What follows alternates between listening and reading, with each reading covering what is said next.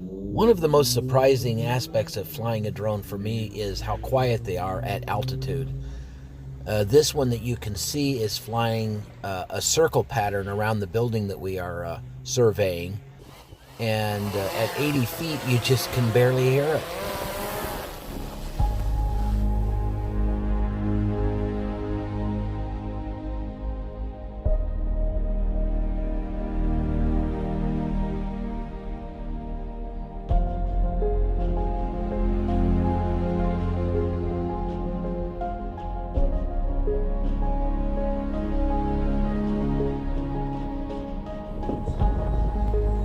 Using the science of photogrammetry, we must pre-program the drone to do a circle pattern around our subject, in this case, a building that will be transformed into a three-dimensional architecture so that it can be seen digitally.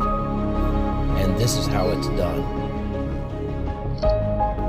After a 2-minute flight, it will land itself, and that will conclude the first stage of the process of transforming the information into a digital format.